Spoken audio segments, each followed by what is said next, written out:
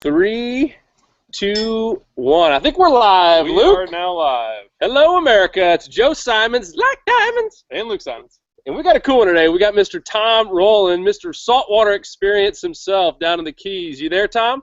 Yes, sir. How you guys doing? Good, man. Looking good. Have you been fishing yet today? Not today. I'm off the water today. We're the same. It's pretty windy here, but we're gonna be out a little bit later. Hopefully. So for those of our audience that don't know who you are, maybe the 1% of people that don't, tell us about yourself and what you're up to with Saltwater Experience and where you fish and what you like to catch. All right. Well, my name's Tom Roland. I started out as a guide in Wyoming, Idaho, Montana, and did that for about 7 years. And in the process of doing that, I also started going down to the Keys and eventually made my home in Key West and guided there. I don't know, maybe 15, 16 years, I guess now. And in doing all of that, we started doing all the kind of tournaments that there are, the redbone tournaments for sure, all the local tournaments. There was an opportunity to go to the redfish tournaments, the professional redfish tournaments, which at the time was just the IFA.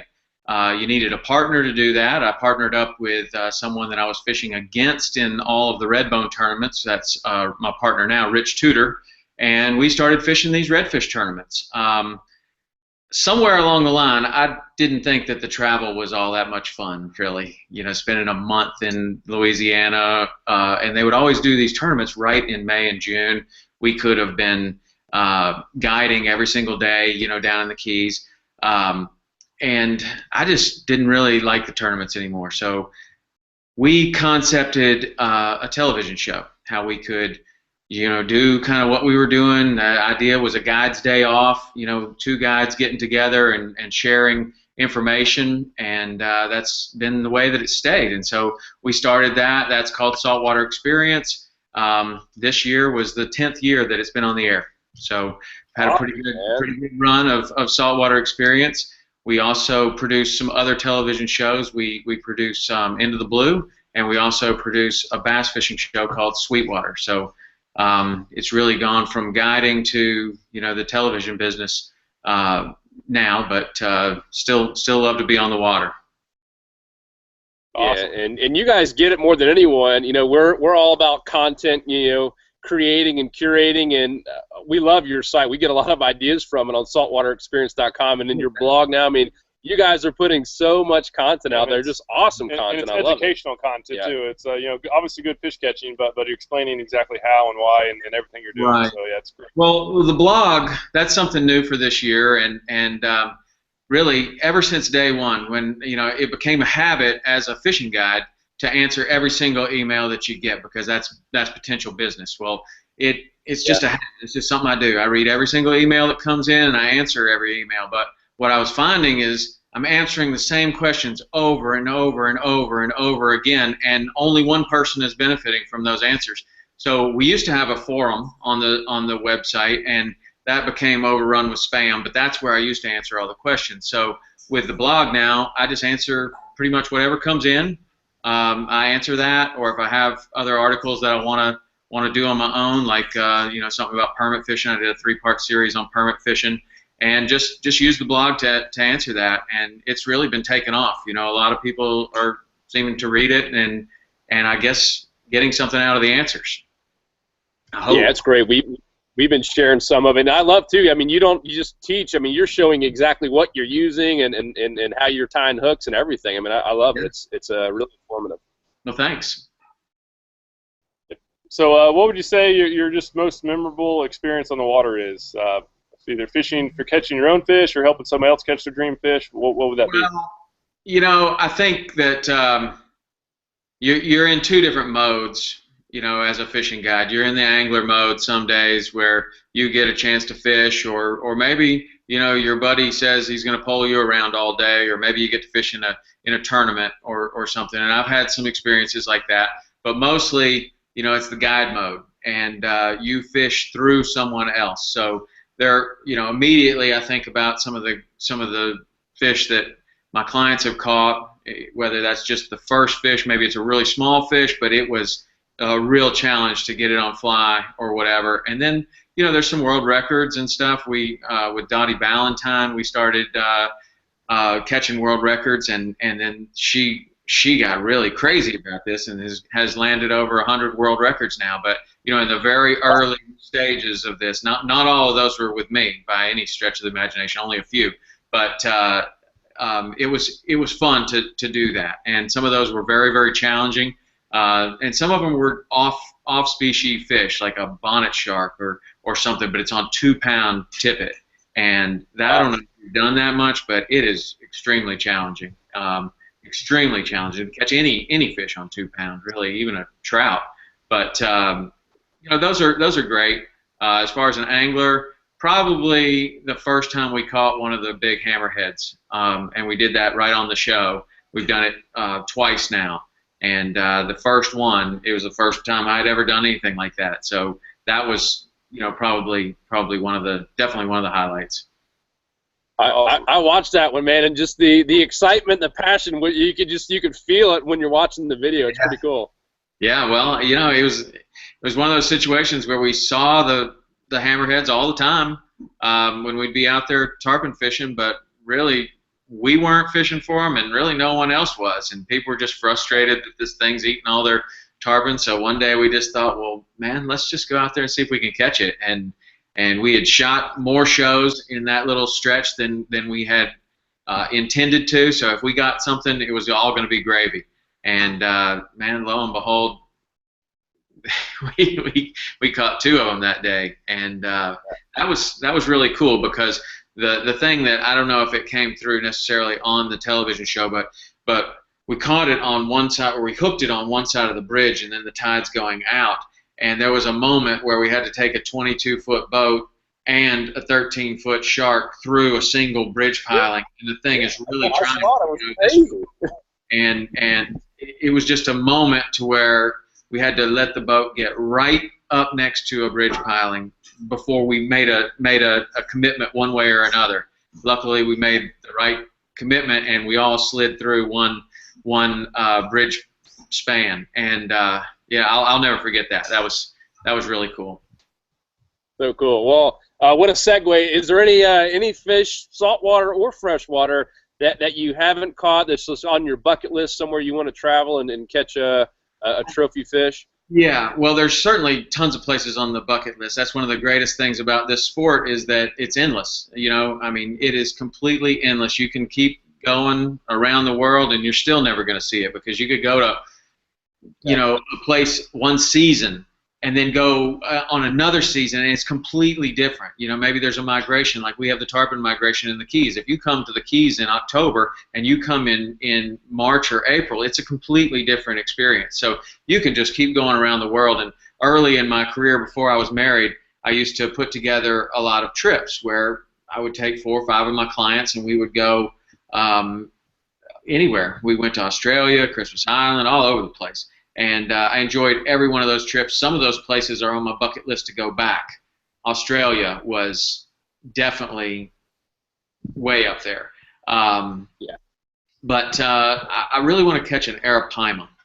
That's a fish that I've always wanted to catch. And I don't know if you know about that fish much, but they get super big, like 10, 11, 12 feet long. They're kind of like a snook and a tarpon and a snakehead all combined in the same fish, and they lay up just like a tarpon. That's place. Amazon? Yeah. And Costa has done some films on people catching them. The problem they were having was they were breaking fly lines, because the things are so powerful, and they didn't have a fly line that could match the fish. You can tie a leader, got a hook that's strong enough, but the fly line turned out to be the weak link. But that's a fish that is very interesting to me. I've always wanted to do that. But I'll catch anything, man. Freshwater, saltwater, I don't care. I just like fishing, and I can do it with a fly rod or a spinning rod or a Snoopy rod, anything. I really don't care. I have just as much fun, catching fish with my kids as I do, going after world records with clients or trying to do something on the show for myself. It's really almost all the same. Honestly, it's just fun. I like it. Yeah, I feel the same way. I just enjoy being on the water, even if not catching anything. I just like even seeing them. So that's just awesome to get out and experience the outdoors. So what a segue, right, for you? What's that? There's only one fish left, yeah, right? exactly. Yeah. So yeah, if there's just one fish left that you can only catch it for the rest of your life, what would that be? Oh, I could just only fish for that fish? Yeah, there's Well, only one fish left. You have to catch it for the rest of your life. it would either be a tarpon, a permit, or a bonefish. And between those three, I would say probably the tarpon. Probably. Yeah. We've had a few people Really? say that, yeah. I really enjoy the permit, but if I think about having to permit fish for the rest of my life, there'd be a lot of days where you don't catch anything. You know, so, the bonefish is a fish that would be real high on that list, because oftentimes you can get in great bonefish situations where you can catch a whole lot of them, and you can go for numbers and catch smaller fish, or you can really, you know, go after the bigger fish, kind of like trout, you know, Spring Creek trout versus fishing in the river or something like that. So it'd be real close between a bonefish and a tarpon, but probably a tarpon. Cool. So last question before we get in the quick little quiz. If there's anyone alive today, and it could be a kid to we've had NFL players, all kinds of people, who would you fish with? You could fish with one person, and it could be someone you've already fished with before as well, but one person in the entire world living today, who would it be? Probably my dad. Probably my Awesome. dad.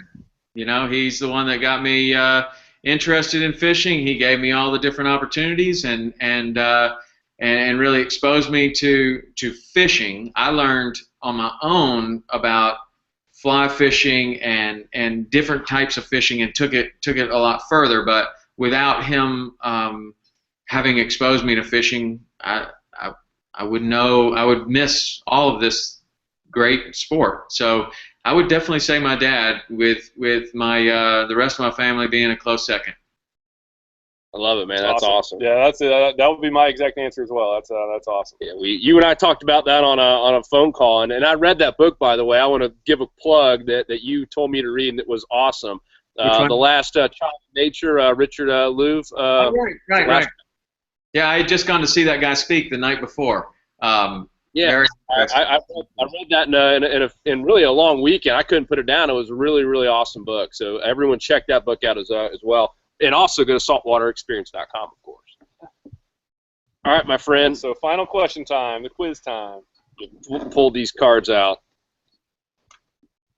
And just so you know what we're doing, you know, my brother and I are giving $5,000 of our own money to the Wounded Warriors, and we've got our warrior and his buddy coming in town next Friday. Right. And whatever fishing guide or expert has the most questions right, we're going to be donating $5,000 in your names. Only one person's gotten them all right. One, yeah. Wow. It took a while to get one, but they're random questions. Now you got me nervous. I don't know. Depending on the subject matter, I may either do really well or fail miserably. We'll see. Yeah, well, some are camping, some are hunting, most are fishing. Yeah, so it's all fishing and outdoors kind of stuff. So, but they're all random, and we'll try to help you out if it's really tough. All right, so here's number one. What is the favorite danger warning signal of the white-tailed deer? What do the white-tailed deer do when they're giving a warning? What noise do they make, per se? Snort. They snort. It is snorting. Snorting, nice. Yep. Look at him. He's worried about one for one. You said what noise? Yeah. Of the following rods, bait casting and spinning, so you only got two choices, which has eyelets only on the top length of the rod? So out of the following rods, a bait caster or a spinning rod, which has the eyelets on the top of the rod? Well, I do know that one. That's the bait caster. That is correct. 2 for 2. 100%. All right. What eligible species of bass are considered in the IGFA's 10-pound bass record book? And there are 3 out of 4. If you can get 3 out of 4, you got it. So what eligible species of bass are considered in the IGFA's 10-pound bass record book? And there are 4. You need to get 3. Okay, let's see. Largemouth, smallmouth, Florida, spotted bass. Yep. The other one was peacock, actually. Peacock. Okay. Yep. That one might be easier to catch than any of the others. Yeah. He's good. Yeah. Yeah, the spotted ones. I didn't know spotted got that big. Yeah. They don't. That's why they're eligible for the contest. Oh, Maybe an eligible chance to catch a 10-pound smallmouth too, but they're like, yeah, throw it in. Yeah. Is the gobbler the female or the male turkey? Well, that is the male, and we are approaching turkey season right now, so I'm already thinking on those lines. We're at 5 for 5 now. We're could have a perfect score. All right, I'm not going to help him out with these last two. When is the maximum speed of a shot arrow achieved? When is the maximum speed of a shot arrow achieved? Is that a multiple choice question? No, this one's not. I would say when it's released. Dang! At release is the answer. At the release. All right. This is the last one. Mr. Tom Roland, Saltwater Experience. Even without his partner, Rich Tudor, you know. This is the brains of the operation, you see. Clearly. All right, this is on the camping side, so you don't even have your fishing advantage on this one. What kind of permit is often required on U.S. Forest Service and other federal lands? What's the most common permit required on U.S. Forest Service and other federal lands? A permit, huh? Yeah, what's the most common one that's requested and required to do something? Forest Service and lands? Forest Service? What? What kind of permit is the most common one and required on U.S. Forest Service and other federal lands? It's to do something. You have to get a permit to do something on these lands, on federal lands. What are they most afraid of? And this is around camping and outdoors. That would be my one. I'd say you got to get a fire permit. Unbelievable! 100%. Unbelievable! Well done. Yeah, I used to live in Yellowstone National Park. They didn't, and that was back right after the fire. So they didn't want you to have a fire ever back there. Yeah, that's good. You lived there, right? Yeah, I took a summer job out there, and after my junior year of college, I was a grocery clerk out in the fishing bridge. You worked at fishing bridge? Yeah, it was awesome. I was at Lake Hotel, and cool. Toilets. It was the best job I've ever had. Yeah, I was a little grocery clerk. You know, I loved every second of it. I went there with a couple buddies, and we went to the lake. Like that was kind of the night area to go out there. That was where all the people would hang out at your spot. But yeah, what a cool experience that was. Well, that spot where you were, I used to take the Howard Eaton Trail right up the other side of the river from the road, and honestly, that's where I had my first experience with fishing, to where I actually saw something in the water the water was so clear that the fish looked as if it was floating above the water. Like my depth perception was off because I was looking right down to the bottom of the river, and then all of a sudden I see this fish floating in the air, and it took me a minute, and I was like, whoa. And then it kind of all came together, kind of like when you see a reflection in a display window or something. But I ended up catching that fish, and that one is probably responsible for the whole career. I mean, it was at that moment that I was like, wow, this is something that I want to do. I mean, like, got really interesting after that. Awesome. Was that a cutthroat? Yeah, Yellowstone cutthroat, and you know, that's something that you guys should write an article on, about, you know, how you can how a young person can navigate that process of working in the national parks. Because I mean, you had a great experience with it. I've had a great experience with it. I've sent literally hundreds of kids out to Yellowstone to work, because while we're on the boat, my client says, hey, how'd you get into this? You know, and I tell the story of how I went to Yellowstone and became, and they're like, would that be something my son would like to do? Oh, yeah. And then, you know, a couple years later, they come back, hey, he went to Yellowstone, he had a great trip, you know, it was fantastic. But what an amazing opportunity. And we have national parks in almost every state, and there's just huge opportunities for anyone, whether you're into camping, hiking, fishing, backpacking, photography, canoeing, whatever. There's a national park out there that you could go and work and have just the most incredible summer ever. And just a great resource we have. Yeah, and I actually, coincidentally, I got my first job from that. I got a job, and I was asking the guy who hired me. I was like, well, there's a lot more people, way more qualified. I was like, why did you choose me? And he was like, actually, you were the guy that went out to Yellowstone. Like, that was the story that he remembered. I put it on my resume as something unique, and he was like, yeah, it was that story. It was just cool that you took an adventure challenge like that, and he was like, that's what made you stick out. So that's awesome. Yeah, so it's completely unrelated to my job. I was a financial analyst. But just something. Almost didn't put it on the resume. Yeah, exactly. I was kind of playing around. I might as well put it on there. It was fun, and that was what did it. It's crazy. That's very cool. Very cool. Yep. Awesome, Tom. Well, hey, everyone, please go check out Tom and Rich and Saltwater Experience at saltwaterexperience.com. You guys are on Instagram. You got a huge following there, and Facebook and Twitter as well. But just look up Saltwater Experience. And make sure to watch them on TV, all your shows. I didn't even know you had that many shows. That's awesome, man.